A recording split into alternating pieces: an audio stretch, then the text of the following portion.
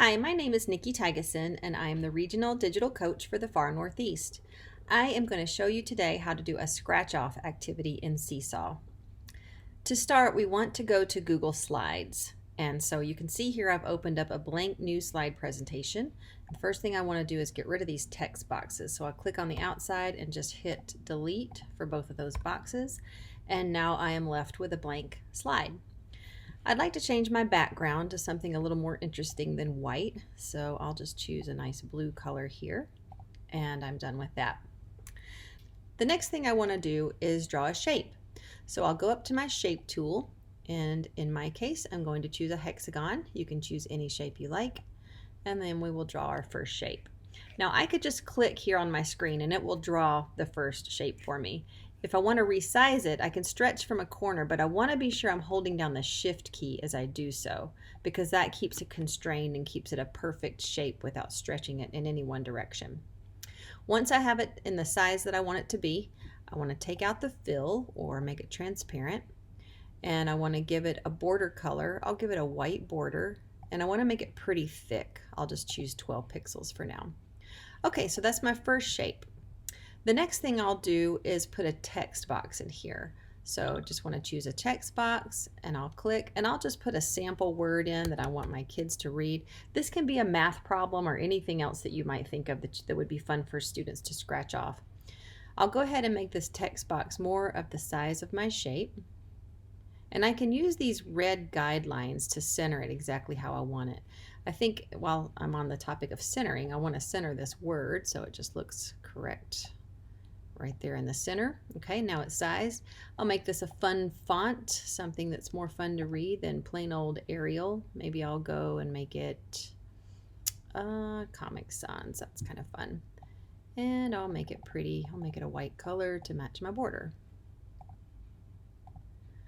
And make it a little bigger as well. All right, once again, I'm going to center this using my red guidelines. There we go. All right, so that's my first shape with a word in it. After this, I can just select this. I'm clicking and dragging around it, and I can do Command D on a Mac or Control D on a PC. Then I'll position this where I want it to be, and then just repeat. I'll do Command or Control D, position it where I want it,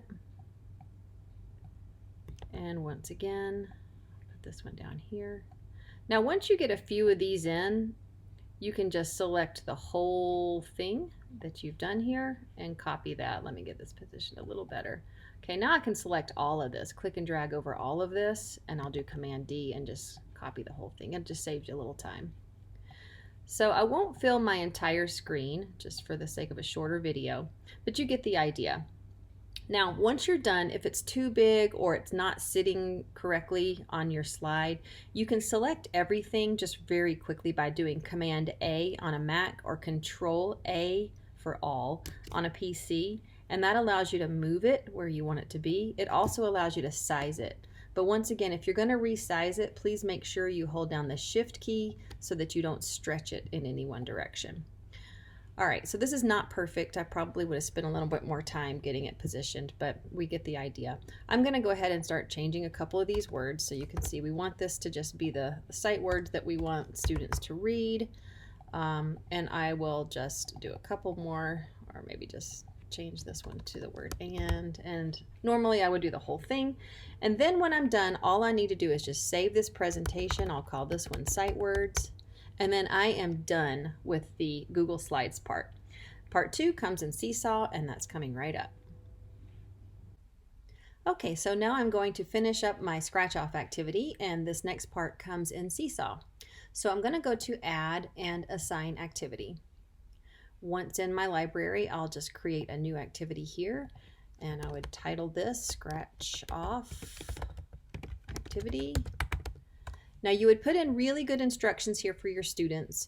You could add voice instructions or multimedia instructions, but the part that the students are going to work on is going to be a template. So we want to go here to add template for student responses.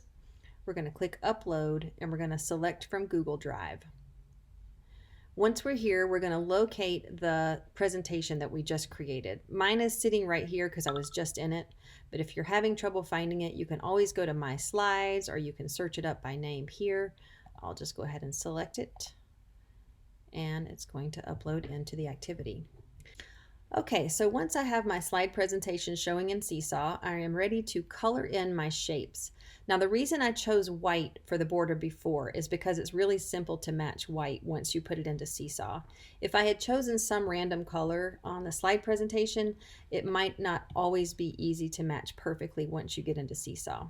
So for that reason I chose white, and what I want to do is go in and choose a fat, I guess you would call this a pencil. I'm just going to choose the very fattest one. I'm going to make it white so that it matches my border perfectly. And then I'm just going to color really neatly and fill in my shapes. And I will do this for all of them. I won't color all of them in the video just so we don't have a really long video, but you get the idea. And once you finish coloring all of these in very nicely and perfectly, the students will be left with something that they can scratch off. So for the activity, they would click this microphone tool, and then they would use the eraser down here to erase the white that you've just colored on there, and that would reveal the word, and they can read it, or if it's a math problem they can solve it, or however you choose to do it in your classroom. But that is the basis of how to do a scratch off in Seesaw.